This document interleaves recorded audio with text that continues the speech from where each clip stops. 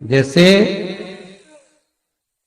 शनि अपना प्रकोप दे रहा है या शनि उतर रहा है, ये किसी से पूछने की जरूरत नहीं पड़ती, अपने आप मालूम पड़ जाता। कैसे? शनि कथा अगर आपने सुनी हो तो उसमें व्याख्यान आता है शनि कथा में, पांव की चप्पल बार बार टूट रही हो, कमर से नीचे जो वस्त्र पहने हो वो फट रहे हो, कहीं पजामा है, धोती है, आदि वस्त्र हैं, कपड़े हैं, वो अपने आप फट, आज के जमाने में तो फटे फटाए पहनते हैं लोग, फैशन। उसकी गारंटी नहीं है, उसका हम वर्णन नहीं कर रहा। हम जब पहनते हम समझ जाते हैं इसको शनि तो ऑलरेडी लगा ही हुआ। जब उनका घुटना घुटनी सब फटा हुआ दिखता है तो उसमें लग जाता है कि शनि पहले से लग गया बापड़ा, उनके पहने से तो मालूम पड़े। शनि का नियम है, शनि कथा कहती है पांव की चप्पल बार बार टूट रही हो, घिस गई हो, बद्दी टूट रही हो, कुछ कर रही हो, और अगर कमर से नीचे जो वस्त्र पहने हो वो अपने आप फट रहे हो, समझ लेना कि शनि पांव से प्रवेश कर रहा, मतलब अपनी प्रखरता शनि दिखा रहा। किसी मंदिर में गए महाराज और वहां जाने पर चप्पल चली गई तो समझ लेना शनि की कुदृष्टि अब पड़ना बंद होना चालू हो गया। कितना सुंदर कहा है महाराज। जूता चप्पल आज के जमाने में तो फैशन हो गई साहब, घर की चप्पल अलग होती है, बाहर की चप्पल अलग होती है। लोग घर में चप्पल किचन तक में पहन के जाते हैं। अरे पानी ले जाओ सियोर से, रसोई घर में लोग चप्पल पहन कर जाते हैं, जहां भगवान का प्रसाद बन रहा है, जहां अन्नपूर्णा निवास कर रही है, और पूछो तो कह किचन की चप्पल है तो माथे पे रख लो।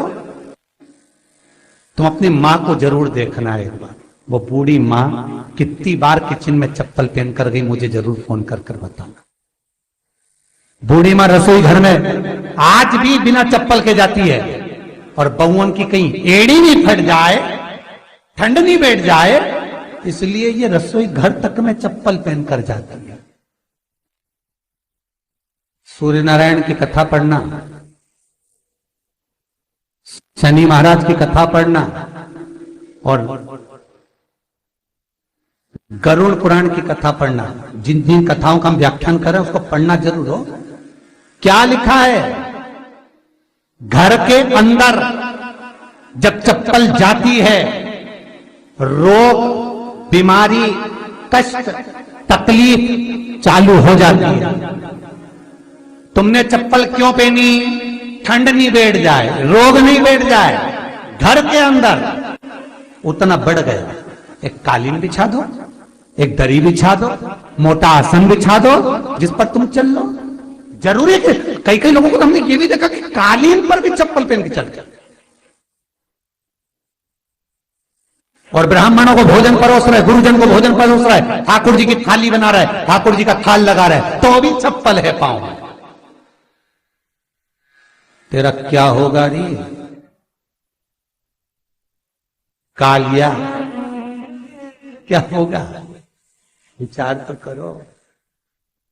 देह पड़ी रे जाए यहीं पर, फिर कुंडल और नगीना, क्या हरि नाम नहीं तो जीना। अभी भी सुधर जाओ रे, अभी भी सुधर जाओ, नहीं सुधरो तो सिधर जाओ रे, या तो सुधरो नहीं तो सिद्धरो, थोड़ा सुधरो। रसोई घर में अन्नपूर्णा रहती है, रसोई घर में शिव महापुराण की कथा कहती है जब भगवान शंकर को मां जगत जननी भोजन करा रही थी, शंकर जी ने वर मांगा था अन्नपूर्णा से, ए अन्नपूर्णे तुम मेरे घर के बच्चों का भरण पोषण कर रही है, इस मृत्यु लोक में जितने मनुष्य जन्म लेते हैं ये मेरे पुत्र कहलाते हैं। तो अन्नपूर्णा ने कहा चिंता मत करना भोलेनाथ, जिस जगह पर एक स्त्री, बेटी, कन्या या घर की बहू या बूढ़ी मां भोजन बनाएगी, उस जगह पर मैं अन्नपूर्णा उसके शरीर में प्रवेश करूंगी। रसोई घर नहीं होगा, वो मेरा और तुम्हारा मंदिर कहलाएगा। अब मंदिर में चप्पल पहनकर भोजन का निर्माण करना, ये श्रेष्ठता है।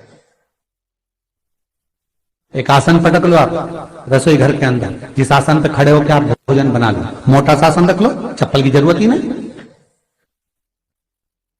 श्रीमद् भागवत कथा कह रही है तुलसी का मात्र, तो शनि अपनी दृष्टि बता देता है। शास्त्र कहता है जब घर के अंदर प्रवेश करने के, जब आप घर में प्रवेश करें तो कोने में चप्पल को उतार दें। बाहर जगह नहीं है तो घर के अंदर प्रवेश कर लेफ्ट में चप्पल को उतार दें, और 7 या 3 कदम के अंदर चप्पल उतर जाना चाहिए घर के अंदर में। और उसके बाद अगर चप्पल अंदर प्रवेश कर रही है तो राहु केतु शनि के साथ प्रवेश करते हैं, जिसके घर में बीमारी कभी पीछा नहीं छोड़ती। शनि कथा, सूर्य की कथा का स्मरण करिए, आपको मालूम है, पहचान हो जाता है। महाराज तुलसी बता देती है कि आपके घर की दशा क्या है। बार बार जल डालने के बाद भी तुलसी सूख रही है, बार बार आप पूजन कर रहे हैं, पाठ कर रहे हैं, तो भी तुलसी के दल सूख रहे हैं। तुलसी बता देगी कि तुम्हारे घर में तकलीफ आने वाली है, कष्ट आने वाला है, सूख रही है। किसी ने जरूर कुछ ना कुछ ऐसा है कि इसमें घर में कुछ तकलीफ आएगी, तुमने लगाया फिर सूखी, फिर लगाया फिर। तुलसा महारानी बता देती है कि कष्ट है। और जिस गमले की तुलसा घेर घमोर हो, फलित तो हो, आनंद में हो, तो उस घर में फिर दुख नहीं आता, समृद्धि खुद बढ़ती चली। जिन शंकर भगवान को आप जल चढ़ाते हो, जिन ठाकुर जी से आप लाड लड़ाते हो, जिन भगवान कृष्ण का आप स्मरण करते हो, राधा रानी का आप नाम जाप करते हो, जिस परमात्मा का आप भजन कर रहे हो, कीर्तन कर रहे हो, नाम जाप कर रहे हो, नाम स्मरण कर रहे हो, उससे तुम्हारा एक संबंध होना चाहिए, एक रिश्तेदारी होना चाहिए। और उससे जब तुम्हारा कोई संबंध रहेगा, उससे जब तुम्हारी कोई रिश्तेदारी रहेगी,